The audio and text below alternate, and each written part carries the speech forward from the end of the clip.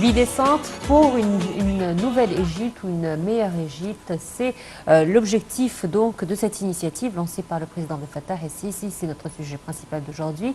Et nous a rejoint par téléphone Dr Raouf Ghafar, expert en économie, pour nous parler justement de cette initiative. Bonjour Dr Raouf. Bonjour.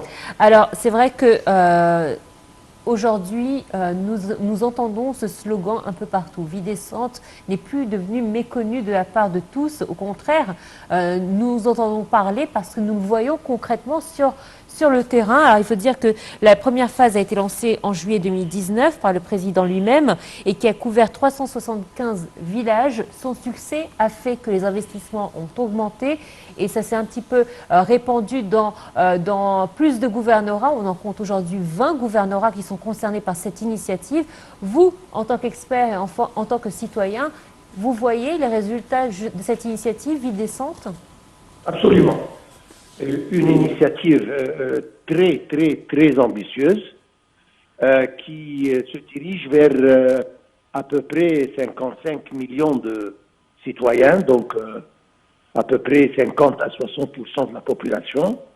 Elle a commencé par les gouvernorats les plus, disons, pauvres, moins privilégiés, si on peut dire, et puis ça continue, vous avez dit, ça atteint maintenant 20 gouvernorats, donc les trois quarts des gouvernorats égyptiens, et ça vise justement pour améliorer le niveau de vie et le style de vie du citoyen égyptien. En lui offrant, premièrement, tous les services gouvernementaux, etc., jusque chez lui, pour justement éviter le déplacement d'un gouvernorat vers les grandes villes pour finir ses travaux qui se concernent avec le gouvernement, etc., d'un côté, et puis essayer de lui offrir la possibilité d'investir et de commencer des entreprises et des travaux chez lui, en lui emmenant le financement et tout ce qu'il a besoin jusque chez lui. En troisième lieu, en lui offrant des logements raisonnables, encore une fois, chez lui. Donc, bref, vous avez dit que ça a commencé par 350 villages, ça va aboutir à 4000 et plus villages, donc presque toute l'Égypte. Et on a commencé, le citoyen égyptien a commencé à sentir que, oui, le gouvernement se concerne de lui et lui donne l'importance qu'il déserve pour essayer d'augmenter son niveau de vie et de lui offrir une vie beaucoup plus, disons... Clément. Exactement. Oui. Docteur Raouf, bonjour. Bonjour, Sam. Alors, quand on parle de cette initiative de vie décente, on parle de plusieurs domaines, je dirais, domaine agriculture ou agricole, de point de vue aider le paysan dans ses travaux, essayer de faire en béton les courants des ruisseaux et des rivières, donner plus de subventions aux gens pour travailler et certainement moderniser les foyers de la campagne égyptienne avec de l'eau potable, de l'électricité, du gaz naturel, plein de services offerts. Alors, comment peut cela affecter l'économie égyptienne? Vous avez mentionné un terme qui était sur le point de disparaître, paysan. Oui. Nous savons tous que l'Égypte a été toujours un pays qui dépend sur l'agriculture, oui. Mais malheureusement, les dernières 50-60 années, on a vu une émigration des villages vers les villes et que le nom paysan commence à disparaître. Et maintenant, nous savons qu'on doit dépendre sur nous-mêmes au moins point de vue nourriture, donc on doit encourager les paysans à cultiver leurs produits chez eux en leur offrant tout ce qu'il faut comme infrastructure pour développer l'agriculture et augmenter la production agricole. Oui. Et ça affecte directement l'économie égyptienne, certainement. Alors, c'est vrai que là, vous avez mentionné quelque chose de très important, c'est qu'effectivement, nous avons fait revenir un domaine qui commençait à disparaître en Égypte. Et il faut dire que le timing est excellent parce que, imaginez-vous, si nous n'aurions pas fait toutes ces initiatives avec la crise mondiale actuelle, c'est vrai que je pense que notre économie et notre situation auraient été beaucoup plus critiques. Absolument. Vous avez dit une chose très vraie, les répercussions, si jamais on n'avait pas lancé cette initiative, pouvaient être beaucoup plus endommageants et plus critiques, comme vous avez dit. Et maintenant, ça commence. Malheureusement, notre population augmente, donc l'approvisionnement augmente, donc les besoins augmentent. Et le seul moyen, c'est qu'on dépend sur nous-mêmes pour notre, au moins, production de nourriture. Et c'est justement ce que offre cette ambitieuse initiative. Là, encore une fois, vous parlez de la population. C'est vrai que nous avons la chance et la malchance d'avoir une population grandissante, alors que en Occident, surtout en Europe, où on l'appelle le vieux continent, il déplore justement l'absence de jeunesse et l'augmentation de personnes âgées. Absolument. C'est-à-dire, la jeunesse offre un avenir très promettant. Mais cette jeunesse et cette population doit être bien éduquée, bien entraînée pour justement prendre la responsabilité. Être une valeur ajoutée à son pays. Absolument, absolument, absolument. Donc ça, c'est une ressource très importante pourvu qu'elle soit bien gérée. Et je pense qu'il y a des efforts maintenant pour améliorer l'éducation d'un côté et puis l'entraînement de l'autre, c'est-à-dire la préparation de cette jeunesse pour gérer le futur. Et par contre, comme vous l'avez dit, en Europe, on diminue et on commence maintenant justement à donner une importance à l'Afrique particulièrement et à l'Égypte, parce que ce genre de ressources existe ici, il n'existe pas là-bas. Même en Chine, après avoir fait sa politique d'avoir qu'un enfant par famille, aujourd'hui, il déplore cette initiative. C'est ça, il commence à changer, justement. Effectivement. Exactement, exactement. Et maintenant, ils ont des problèmes et je pense qu'ils vont réétudier cette idée et ça commence à changer en Chine. Oui, c'est ça. Oui. Dr Raouf, également, quand on parle de la préparation de ce méga projet de Haya Karim en 8 décembre, on parle d'un choix sélectif de plusieurs villages qui étaient, je dirais, sous le seuil de la pauvreté. On parle dès le début, ils ont choisi les villages les plus nécessiteux et ils ont commencé avec ces villages. Est-ce que vous voyez cela? C'est bon parce que le travail dans ces villages est tellement gigantesque. Ce n'est pas un village qui a besoin tout simplement d'une école ou de connecter l'eau potable. Ce sont des villages qui ont besoin de tous les projets à fond. Absolument. Alors, comment voyez-vous ce choix et est-ce que ce projet a vraiment commencé gigantesque? Absolument. Ça a été bien conçu, bien étudié. On a justement choisi les gouvernorats les plus, je veux dire, les moins privilégiés, les plus pauvres, en Haute-Égypte particulièrement. Et ils ont commencé par Sohag, Minya, etc. Et ça va continuer. Mais le choix de commencer par les villages qui ont besoin le plus, c'était une chose vraiment très intelligente. Et pour justement hausser le niveau des citoyens égyptiens en parallèle. C'était une initiative, comme je viens de dire, très bien conçue. Et le fait qu'on a commencé par ces gouvernorats, maintenant on voit qu'un gouvernorat comme Sohag, par exemple, s'est amélioré et s'est développé d'une manière vraiment admirable.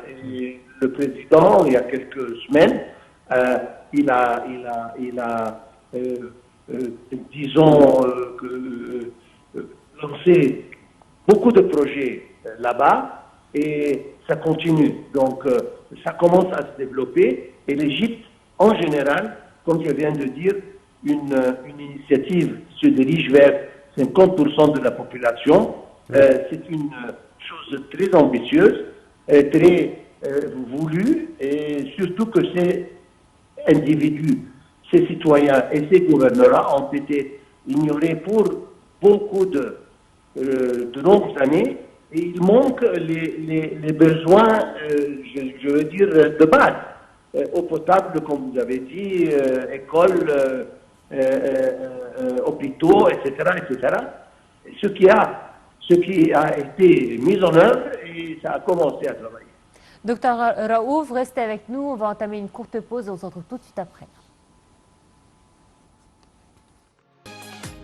De retour avec vous, chers téléspectateurs, toujours avec notre même débat concernant le projet ou le méga-projet de vie décente. Et avec nous, notre invité, Dr Raouf Ghafer, expert en économie et analyse politique.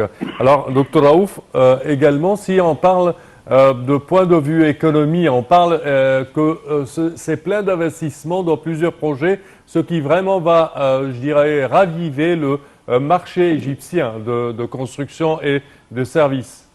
Absolument. Nous parlons d'un développement sur tous les domaines, c'est-à-dire ça a touché tous les aspects de vie des citoyens égyptiens. Et c'est intégral, c'est-à-dire inutile de développer un endroit sans le lier avec les villages et les villes de voisinage, avec des réseaux routiers, avec de l'électricité, etc., etc. C'est un projet intégral et quand on hausse le niveau de vie d'une partie, il faut que ça va en parallèle avec la zone de voisinage. Sinon, il y aura des problèmes. Donc, je veux dire, comme vous avez bien dit, le développement est partout. Et c'est ça qui donne à ce projet, disons, à cette initiative, cette importance. À mon opinion, c'est une initiative la plus ambitieuse et la plus importante dans les dernières 30 années. Parce que, comme je viens de dire, il y a des parties de l'Égypte qui ont été complètement ignorées, oubliées, et que une fois que vous donnez la confiance aux citoyens qui vivent dans des villages assez éloignés, que non, lui, il jouit de l'importance que le citoyen qui vit au Caire ou à Alexandrie ou dans les grandes villes, il va, sur le plan même psychologique, il va s'améliorer et il va se transformer en un citoyen actif et capable à être, comme vous avez dit, une valeur qui représente une valeur ajoutée à l'économie égyptienne. Donc, encore une fois, à mon opinion, cette initiative de vie décente va changer vraiment la vie de toute la population égyptienne. Alors, je rebondis sur ce que vous disiez. Vous étiez en train de dire que c'était justement un projet ambitieux et gigantesque. Et effectivement, il ne faut pas oublier que ce sont 20 instances et ministères qui participent à l'initiative nationale en coopération avec plus de 23 ONG, des centaines d'hommes d'affaires qui représentent le secteur privé, ainsi que des partis politiques sur le terrain. Et ne pas oublier aussi que 10 000 personnes participent à l'exécution de l'initiative, dont bien évidemment des volontaires. Donc c'est vrai que c'est énormément de personnel humain qui se trouve sur le terrain pour pouvoir mettre à exécution ces différents projets. Et effectivement, on se rend compte que non seulement ça fait travailler des gens, mais aussi l'activité sociale de volontariat ou de bénévole, nous l'avions oubliée ces dernières années. Et peut-être que cette jeunesse, justement, en faisant du volontariat et ces activités civiles, ça va leur aider aussi dans leur avenir à construire leur personnalité, mais aussi à connaître les besoins de leur pays. Tout à fait. Et vous avez mentionné une chose très importante, c'est que le gouvernement seul ne peut pas faire tout. Et donc, une coopération avec les organisations non gouvernementales a été une chose vraiment excellente, parce que ce sont par leur entremise qu'on peut arriver au tout petit village et aux citoyens le plus éloignés. Et donc ça, c'était une des choses très intéressantes, très intelligentes en même temps de cette initiative. Parce que il y a une coopération entre le gouvernement, le secteur privé et les institutions certainement de financement, mais encore avec les ONG qui représentent une force très importante, surtout dans les projets qui se concernent avec la vie des citoyens. Effectivement. Docteur Raouf Ghafor, merci à vous d'avoir été des nôtres ce matin pour nous parler justement de cette initiative Vie décente qui fait, comme on l'a dit, partie des plus grands projets nationaux donc de ces 2 dernières décennies. Merci à vous, Docteur Raouf. Effectivement, Vie décente, c'est un projet humain qui a débuté ou qui a été lancé en 2019 par le président Abdel Fattah el-Sisi. Il couvre un peu plus de 20 gouvernorats, environ 2000 villages et qui va toucher environ 50 millions d'habitants, près de la moitié de la population égyptienne. Donc c'est vrai que c'est une initiative très importante que nous devons soutenir. Certainement, je dirais une modernisation de l'Égypte tout entière avec les services offerts dans les campagnes égyptiennes. Alors les citoyens n'ont pas besoin de voyager ou d'immigrer même dans les grandes villes. Ils sont servis chez eux. On limite les déplacements. Oui, et d'autre part également un support incroyable, une subvention incroyable pour les paysans, pour les agriculteurs égyptiens, ce qui un tout petit peu va promouvoir, chers téléspectateurs, les produits agricoles et certainement c'est du bien pour l'Égypte énormément. Alors, au terme de cette édition, chers téléspectateurs, nous tenons à vous remercier d'avoir été des nôtres. Je tiens à remercier toute notre équipe, surtout Nora. Merci à toi. Merci à toi, Samah. Merci à toute l'équipe son, lumière, images et bien évidemment notre réalisatrice Hadia Osman et notre rédactrice en chef. Voilà, merci à vous. Très bonne suite de programme sur Naïve International. À très bientôt. Au revoir.